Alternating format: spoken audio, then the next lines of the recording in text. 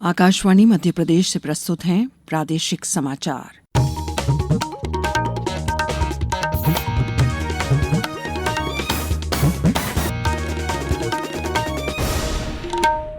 नमस्कार, समाचारों के साथ मैं शेख महजबीन अल्मास। सबसे पहले इस बुलेटिन के मुख्य समाचार। केंद्रीय सड़क परिवहन मंत्री नितिन गडकरी और मुख्यमंत्री मोहन यादव आज प्रदेश में कई सड़कों और फ्लाईओवर का लोकार्पण करेंगे। प्रधानमंत्री नरेंद्र मोदी कल प्रदेश के 1 दिवसीय दौरे पर आएंगे। आनंदपुर धाम में कार्यक्रम में शामिल होंगे। आज भगवान महावीर की जयंती पर शोभा यात्राओं का आयोजन, कल विश्व नवकार महामंत्र दिवस मनाया गया। और प्रदेश के 20 जिलों में आज लू चलने की चेतावनी, कई क्षेत्रों में तापमान 43 डिग्री सेल्सियस तक पहुंचा। अब समाचार विस्तार से। केंद्रीय सड़क परिवहन और राजमार्ग मंत्री नितिन गडकरी और मुख्यमंत्री डॉक्टर मोहन यादव आज प्रदेश के विभिन्न क्षेत्रों के लिए धार जिले के खेड़ा बदनावर में सड़कों और फ्लाईओवर का लोकार्पण करेंगे। श्री गडकरी उज्जैन बदनावर खंड पर नवनिर्मित 4 लेन सड़क का लोकार्पण करेंगे। कुछ और परियोजनाओं का लोकार्पण और शिलान्यास करने का कार्यक्रम है। इसके साथ ही उज्जैन बदनावर 4 लेन हाईवे अब पूरी तरह से तैयार हो चुका है। इसकी लंबाई 69 किलोमीटर है। यह हाईवे आधुनिक इंजीनियरिंग और उत्कृष्ट बुनियादी ढांचे का एक शानदार उदाहरण है। इस परियोजना में 2 रेलवे ओवरब्रिज, 4 बड़े पुल, 7 छोटे पुल और 1 इंटरचेंज, 2 फ्लाईओवर शामिल हैं। इस हाईवे के पूरा होने से उज्जैन और बदनावर के बीच यात्रा का समय 2.5 घंटे से घटकर मात्र 1 घंटे से भी कम रह गया है। प्रधानमंत्री नरेंद्र मोदी शुक्रवार को मध्य प्रदेश का दौरा करेंगे। वे आनंदपुर धाम में एक सार्वजनिक कार्यक्रम में भाग लेंगे और इस अवसर पर उपस्थित लोगों को संबोधित करेंगे। आनंदपुर धाम की स्थापना आध्यात्मिक और परोपकारी उद्देश्य के लिए की गई है। वे ईसाईगढ़ में गुरुजी महाराज मंदिर में दर्शन और पूजा करेंगे। इसके पूर्व श्री मोदी वाराणसी जाएंगे और 3,880 करोड़ रुपए से अधिक की लागत वाली विभिन्न विकास परियोजनाओं का शिलान्यास और उद्घाटन करेंगे। वाराणसी में बुनियादी ढांचे के विकास, विशेष रूप से सड़क संपर्क बढ़ाने की अपनी प्रतिबद्धता के अनुरूप प्रधानमंत्री विभिन्न सड़क परियोजनाओं का उद्घाटन और शिलान्यास करेंगे। बिजली के बुनियादी ढांचे को बढ़ावा देते हुए प्रधानमंत्री वाराणसी संभाग के जौनपुर, चंदौली और गाजीपुर जिलों के 1,045 करोड़ रुपए से अधिक की लागत वाले 400 केवी और 220 केवी ट्रांसमिशन सब स्टेशन और संबंधित ट्रांसमिशन लाइनों का उद्घाटन करेंगे।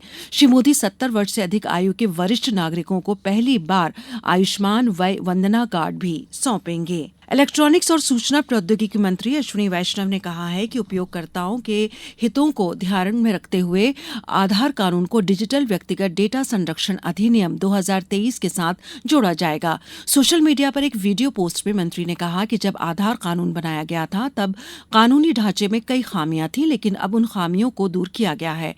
श्री वैष्णव ने आधार कानून के आधुनिक संस्करण पर जोर देते हुए कहा कि मौजूदा सरकार गरीब और मध्यम वर्ग के लोगों के जीवन में परिवर्तनकारी बदलाव करने पर ध्यान दे रही है। मुख्यमंत्री डॉक्टर मोहन यादव ने कहा है कि स्व सहायता समूह महिलाओं की आर्थिक एवं सामाजिक स्थिति को बेहतर बनाने का एक सशक्त माध्यम है। इससे न केवल महिला सशक्तिकरण को बढ़ावा मिल रहा है, बल्कि महिलाएं आर्थिक रूप से समृद्ध भी हो रही हैं। मुख्यमंत्री कल धार जिले के कुक्षी में आयोजित स्व सहायता समूह सम्मेलन सह पोषण पखवाड़ा कार्यक्रम को संबोधित कर रहे थे। डॉक्टर यादव ने कहा कि प्रधानमंत्री नरेंद्र मोदी के मार्गदर्शन में देश भर की महिलाएं सशक्त हो रही हैं और आज जनजातीय वर्ग की महिला देश की राष्ट्रपति हैं। स्वयं सहायता समूह के माध्यम से आपकी बहन बेटियां, अगर आपको गौशाला खोलना है तो आप गौशाला के माध्यम से गोपालन भी होगा। वो दूध सरकार खरीद के आपकी जिंदगी अच्छा करने के लिए सरकार काम कर रही है।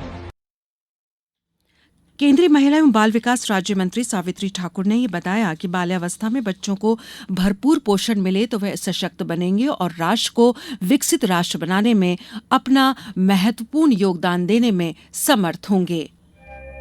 ये समाचार आप आकाशवाणी मध्य प्रदेश से सुन रहे हैं। ये समाचार बुलेटिन YouTube पर Madhya Pradesh news All India Radio channel पर और फेसबुक साथ ही एक्स प्लेटफॉर्म पर AIR न्यूज भोपाल पर सुने जा सकते हैं। इसके अलावा आप हमारी वेबसाइट newsonair.gov.in पर अथवा न्यूज ऑन AIR ऐप पर भी समाचार सुन सकते हैं।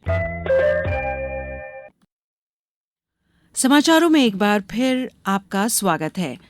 आज भगवान महावीर की जयंती है। इस अवसर पर देश भर में शोभा यात्राएं निकाली जा रही हैं और अनेक कार्यक्रमों का आयोजन किया जा रहा है। मुख्यमंत्री डॉक्टर मोहन यादव ने महावीर जयंती पर प्रदेश के नागरिकों को हार्दिक बधाई और शुभकामनाएं दी हैं।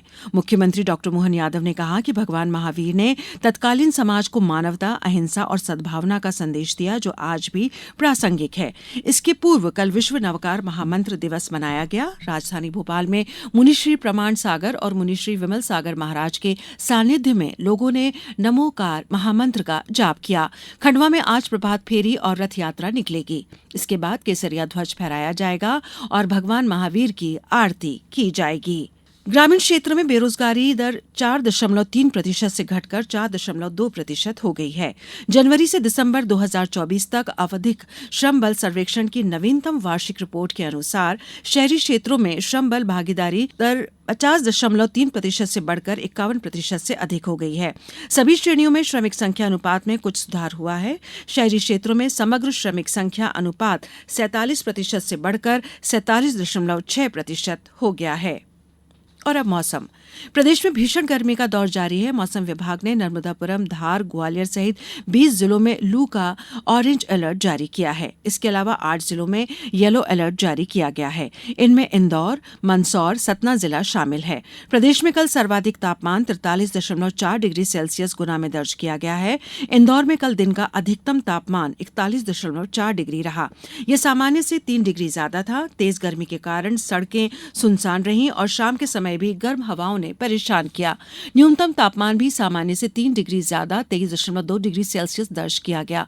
मौसम विभाग के मुताबिक इंदौर सहित मध्य और दक्षिण पश्चिम मध्य प्रदेश में बादल छा सकते हैं। आने वाले दिनों में हवा का रुख उत्तर पश्चिमी रहेगा, लेकिन बादल छाने से लू की स्थिति नहीं बनेगी और गर्मी से कुछ राहत मिलेगी। गुरुवार से इसमें गिरावट शुरू हो सकती है। बादलों के कारण रात का तापमान बढ़ सकता है।